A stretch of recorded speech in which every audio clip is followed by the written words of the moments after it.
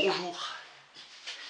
Alain-Émile Chartier, Platon, Robert Bourgne et Emmanuel Blondel dans la présentation.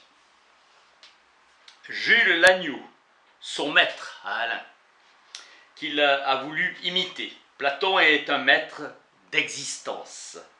L'homme y trouve son reflet, saisir la vérité dans sa forme belle. Humain au plus profond. Les propos d'Alain sont platoniciens. Alain aimait tous les lecteurs. La pensée est bonne pour tous et partout. Acte de confiance dans le lecteur inconnu et respect qu'il portait en l'homme. Donnez vigueur dans cette frêle flamme d'humanité. Jamais vous ne serez plus intelligent que vous n'êtes aujourd'hui. L'idée est toujours hors d'elle-même. Avec Alain, nous sommes jetés dans la doctrine des idées, cherchant l'idée de l'idée. Platon nous laisse entrevoir les formes de l'esprit dans le tissu même de l'expérience. Anaxagore, au commencement tout était ensemble, vint l'esprit qui mit tout en ordre. Doctrine secrète, enseignement oral de Platon. Classique distinction entre théorie de la connaissance et philosophie morale. Structure de l'ensemble. Souvenez-vous, c'est encore plus beau dans Platon. Pensée synthétique, Lagneau. Densité conceptuelle, il faut savoir s'enchanter soi-même dans le Phédon. La pensée s'inscrit dans notre condition d'homme sans nous arracher. Vertu tonique. Un trait d'Alain est de laisser le champ de la pensée toujours ouvert. Sinon, un système, ce fut un enseignement. Platon dit vrai, peu d'hommes ont eu l'idée de le dire. Platon seul doit élever l'esprit du lecteur. Aristote est l'autre maître de substance, le bonheur d'admirer, s'émouvoir et de courir au texte, juste idée de la dialectique. Avec Platon, Socrate n'est pas devenu sage par des raisons, c'est le plus assuré des hommes, qui voudrait être injuste ou malade. Connais-toi, nul n'est méchant volontairement, tout homme veut le bien, le méchant est un maladroit. Socrate plaignait les tyrans, fermeté sans emportement. Protagoras, sur l'appel de Socrate, sort de terre en disant ce que l'on dit jamais, le plus franc combat de l'esprit contre lui-même. Manière de Platon de montrer ce qui est jeu et cacher ce qui est pensée. Extrême pointe d'audace de Protagoras. La thèse est que la sienne est la sensation. Connaître, c'est éprouver. Tout change. Tu ne te laves jamais deux fois dans le même fleuve.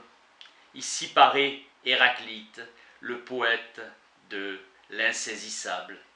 La pensée droite, c'est qu'il n'y a pas de pensée droite.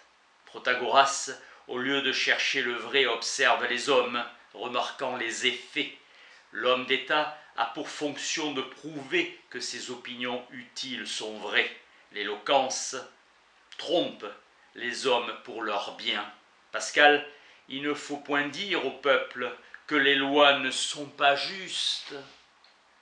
Serment de penser comme vraies les opinions avantageuses. Politique aux deux pensées, l'une pour le peuple, l'autre pour eux-mêmes. Ce qui leur est avantageux est vrai. Sincère ambition. Héraclite, nous vivons la mort des dieux et les dieux vivent notre mort. Dans Parménide, Socrate est jeune. Platon nous avertit en cherchant au-delà de l'apparence. Pour Aristote, Platon a juste changé les mots dans le système de Pythagore.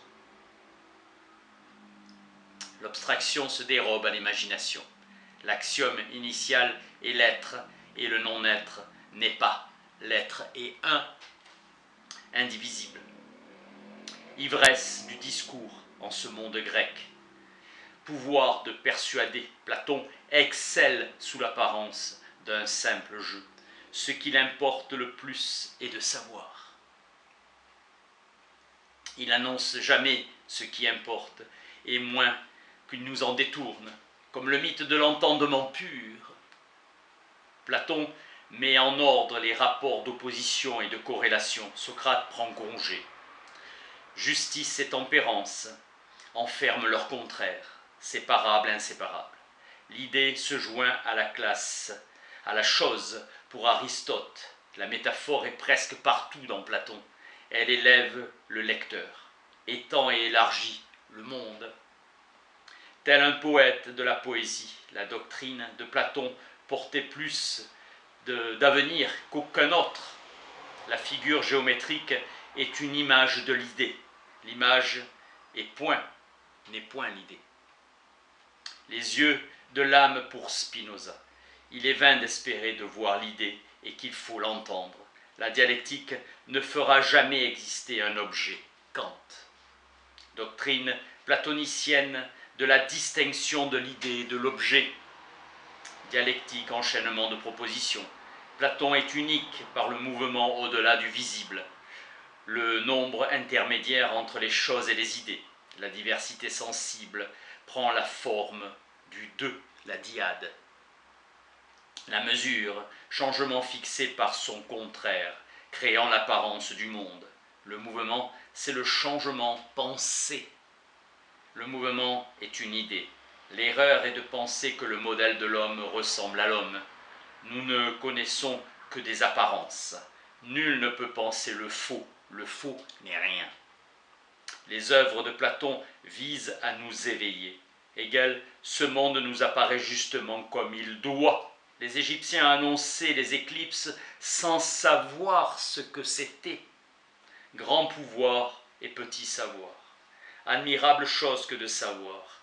Dans les ombres des cavernes, Platon évoque les degrés du savoir. La vraisemblance, plus bas degré du savoir et d'opinion. Puis selon la coutume et selon le croire qui donne l'opinion. Au-dessus, la science, degré entre savoir et opinion vraie. Les ombres de la caverne, ces apparences sur le mur de nos sens. Les objets sont les formes vraies, le cube. Et les idées que nul n'a vues, le soleil étant le bien. Supplier et même forcer le sage s'il oublie ses compagnons. Le travail du sage est d'imiter Dieu. Poincaré, on peut intervertir l'ordre des facteurs sans changer le produit.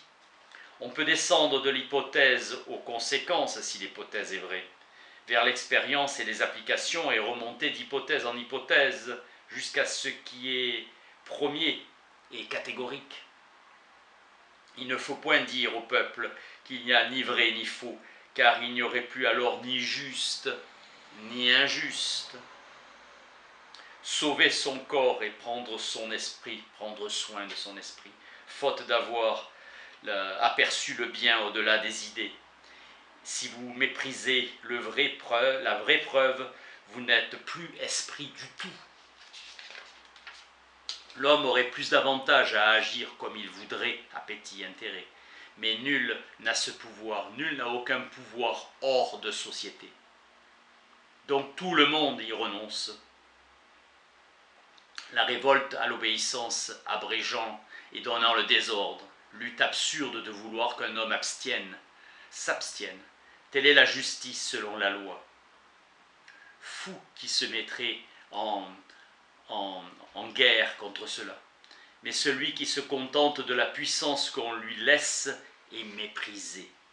Ceux estimés se sont fait une puissance parmi leurs amis et qui sont en fait leurs biens. L'art de persuader, les autres ne sont pas considérés. Socrate disait non, disant que le tyran est faible et malheureux. Il ne sait pas gouverner. Et c'est la peur, la colère et l'envie qui le dominent. L'ennemi devient méprisable par le mépris qu'on en a. Ligès, le berger au secret à l'anneau qui rend invisible. À la cour, il tue le roi, séduit la reine et règne. Tout homme a un tel anneau dès qu'il ne craint plus que son propre jugement. Doctrine de la justice comme santé de l'âme. être puni que par nous.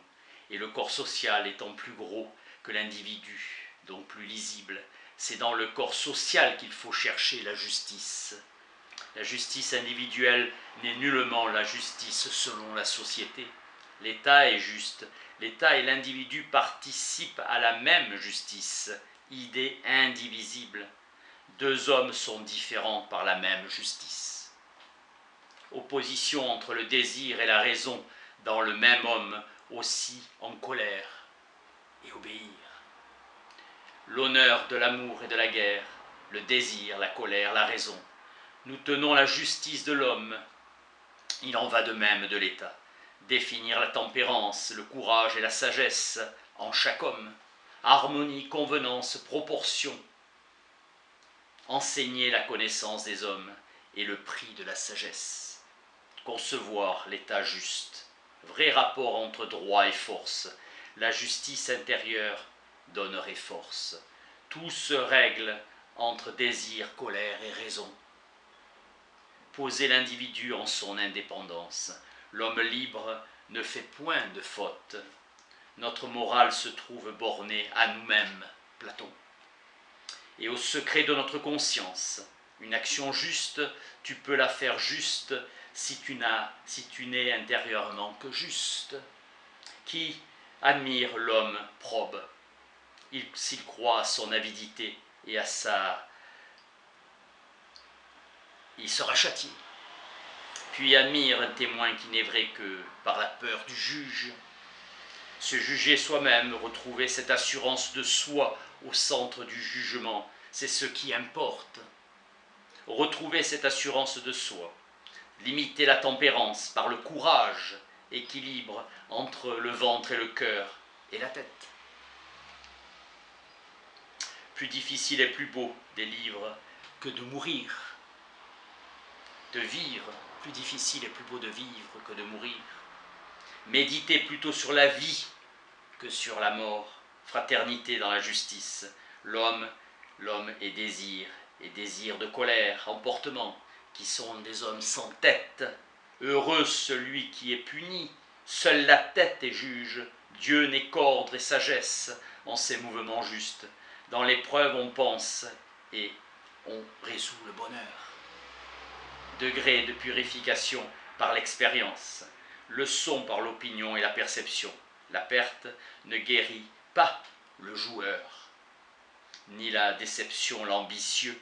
Platon ne voulait pas aimer les poètes, il les a chassés, avec honneur, avec regret.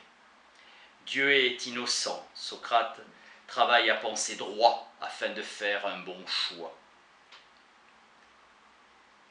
Nous choisissons avant de savoir, métier, mariage. Nos choix sont derrière nous, comme le marin qui s'arrange du vent et de la vague, après être parti. C'est toi qui l'as voulu. L'été dans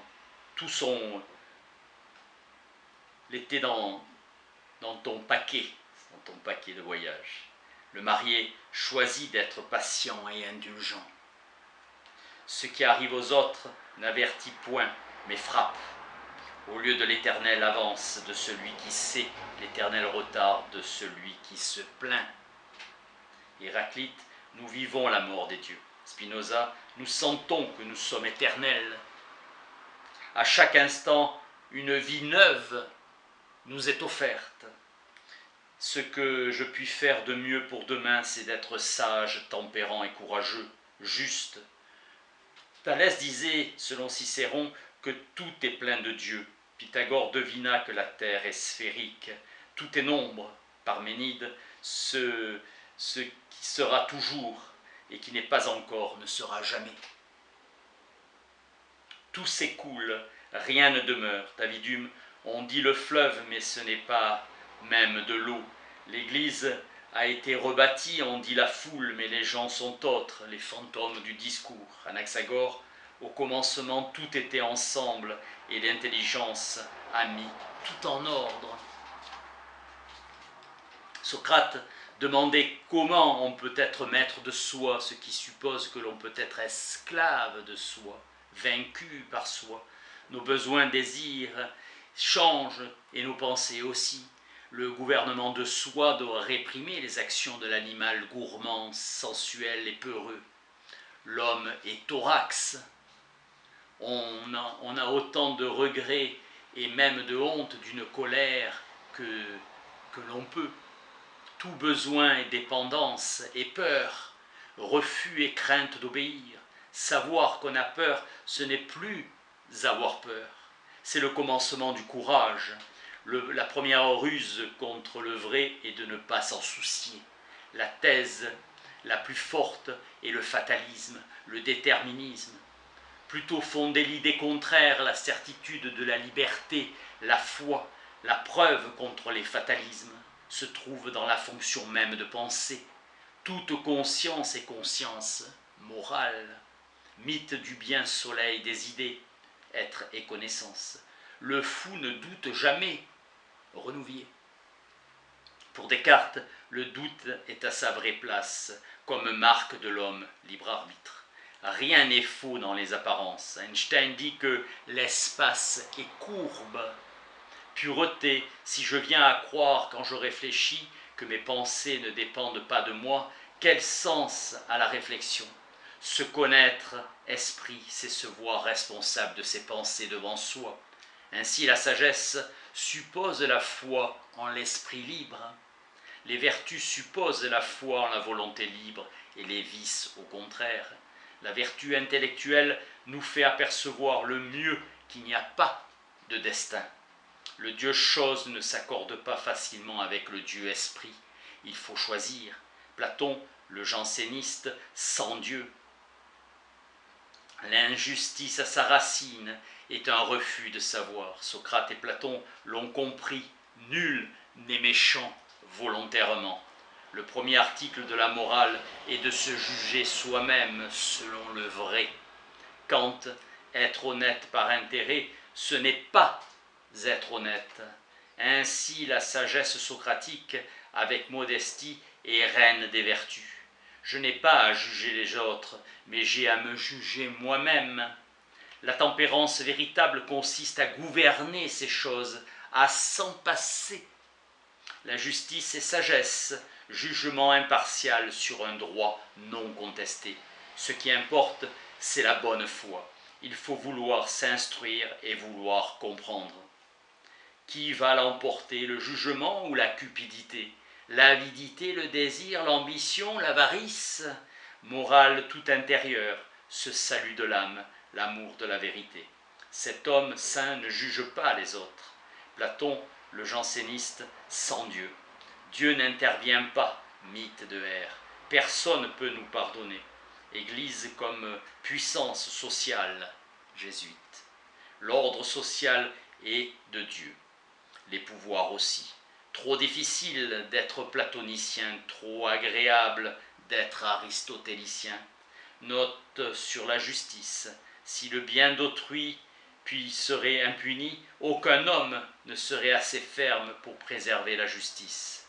Gigès, agissant impuni sans même un soupçon, Gigès délibère uniquement pour savoir s'il est vraiment invisible.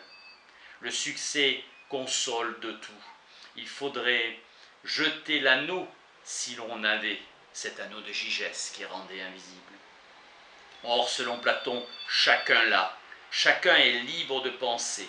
Pour Platon, rien n'existe que par une unité supérieure. L'un est notre bien. Nous avons un génie intérieur à sauver, idée reprise par les stoïciens. Il y a une âme, car il y a un entendement pur. Le bien, c'est ce qui rend possible la vie en société. Telle est la morale vulgaire. Le droit, c'est la force. Socrate croit le contraire, ou peut-être seul contre le tyran. On peut être seul contre le tyran ou la foule et avoir le droit pour soi. Contre à ne pas faire afin de ne pas subir. Morale des poltrons. Nous sommes pour d'invisibles Gigès. Tous des invisibles Gigès. Ce que les hommes veulent, c'est être comme il faut être à leurs propres yeux. Antigone, les lois non écrites, le but, la justice intérieure. Non seulement apparente, Mais l'État est un individu. L'individu est un État. Application au gouvernement intérieur de l'individu. Seul le philosophe, car il a l'expérience du bonheur, est bon juge. Nous nous condamnons nous-mêmes à nos vices. Là est le châtiment. Cultiver la raison afin de faire de bons choix. Le corps est l'ennemi. La sagesse est lutte contre le corps. Signasse, parmi tous les raisonnements humains, il faut choisir le meilleur et le plus fort, et s'abandonnant à lui comme à une nacelle, traverser ainsi les tempêtes de la vie. Fin de la première partie.